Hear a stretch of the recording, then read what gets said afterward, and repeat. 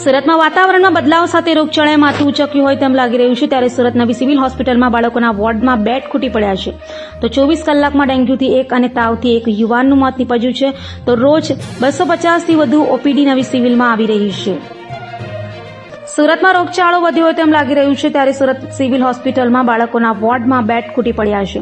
બાળકોના વોર્ડમાં એક બેડ પર 2 બાળકોને સારવાર આપવામાં આવી છે તો છેલ્લા 24 કલાકમાં એક યુવાનનું ડેન્ગ્યુ અને એક યુવાનનો તાવથી મોત નીપજ્યું છે।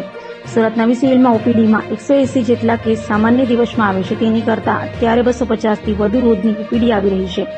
સુરત સિવિલ હોસ્પિટલમાં બાળકોના વિભાગમાં હાલ 250 થી વધુ બાળકો અલગ અલગ બીમારીઓના દાખલ છે અને બાળકોના વોર્ડમાં 200 બેડની વ્યવસ્થા છે તે તમામ બેડ ફૂલ હોવાથી એક બેડ પર 2 બાળકોને રાખવામાં આવ્યા છે।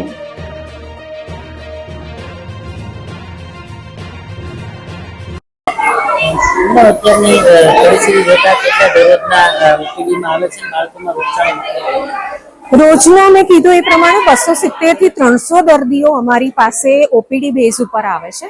તે પૈકી રોજના 60 થી 70 જેવા દર્દીઓને અમારે દાખલ કરવા પડે છે અને વોર્ડમાં રાખી એમને ડોક્ટરના નિરીક્ષણ હેઠળ રાખી લક્ષણો અનુસાર વર્ગીકૃત કરી અને એને જે તે ટીમની હેઠળમાં સારવાર માટે સોંપવામાં આવે છે। જી આપને જ્યારે પણ અમારી ઇમરજન્સીના દિવસે દર્દીઓ દાખલ થાય છે ત્યારે એ દિવસે ઇમરજન્સી ટીમ દ્વારા દર્દીઓને જે એકબીજાનો ચેપ ન લાગે એવા દર્દીઓને સાથે રાખવામાં આવ્યા હતા જેથી એ દર્દીઓને નિરીક્ષણમાં રાખી અને એમના લક્ષણોને અનુસાર વર્ગીકૃત કરી પ્રોફેસર દ્વારા એમની તપાસ કરી અને જરૂરી સારવાર નક્કી કરી એમને જે તે ટીમને સોંપવામાં ડોક્ટર્સની ટીમને સોંપવામાં આવે। એટલે એ દરમિયાન જે તે બાળકોનો એક વિડીયો આપને સોશિયલ મીડિયા ઉપર જોવા મળી રહ્યો હતો। હાલમાં બાળકોની ઓપીડીમાં 200 થી 250 બાળકોને સારવાર મળી રહી છે અને વોર્ડમાં રોજના 40 થી 50 દર્દીઓ નવા દાખલ થઈ રહ્યા છે।